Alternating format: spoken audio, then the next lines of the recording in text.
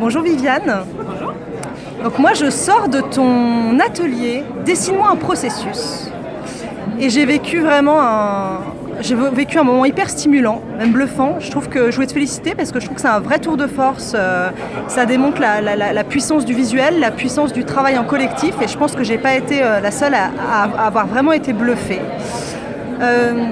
J'ai envie de te poser une question simple. Je voulais savoir, selon toi, la facilitation graphique, parce que c'est ce qu'on a vécu aujourd'hui à travers l'expérience que tu nous as offerte, ça répond à quelle envie, à quel besoin d'un client, d'un chef d'entreprise, d'un manager?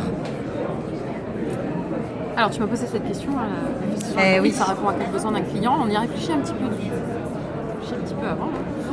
Une fois j'ai un client qui vient me voir, il me dit voilà Viviane, la société tu sais c'est 250 personnes, j'ai besoin d'un outil pour gérer les conflits, est-ce que tu connais une formation en gestion des conflits? Je lui dis mais avant de traiter ta gestion des conflits, comment est-ce que tu pourrais créer de l'alignement à travers ton équipe? Par quoi on va commencer? Peut-être tu as déjà entendu parler du Start with Why de Simon Sinek. Pourquoi on fait les choses? C'est quoi notre raison d'être? C'est quoi notre vision? Pourquoi notre entreprise ou notre organisation elle existe et qu'est-ce qu'on veut atteindre comme objectif commun? Donc c'est commencer par là, définir une vision commune de ce qu'on veut atteindre.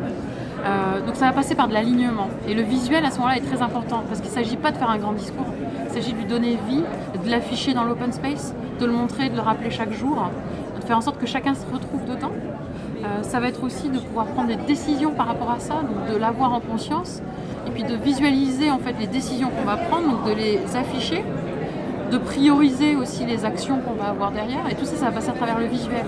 Plutôt qu'on ait des conversations qui restent là-haut, on les fasse redescendre, que ça devient concret, donc de faire en sorte que l'intangible devienne concret, qu'on puisse se décider et là on va dégager en fait une motivation intrinsèque et un plan d'action qui va se dérouler derrière.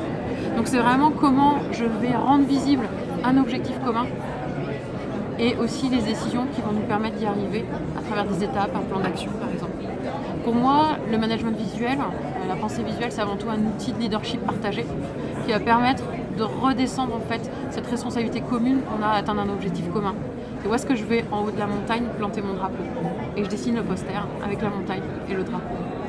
C'est le fuel de la voiture, c'est ce qui donne un peu le côté aussi moteur dans une démarche. Exactement. Et dans une transformation. C'est pourquoi est-ce que je me lève le matin. Super, merci beaucoup. J'ai une question bonus pour toi. Vas-y. Est-ce que tu as des crampes aux doigts à force de faire autant de dessins? Alors, j'ai pas des crampes aux doigts, j'ai mal aux pieds. Et j'apprends à me ménager. Voilà. Mais non, les crampes aux doigts, ça va.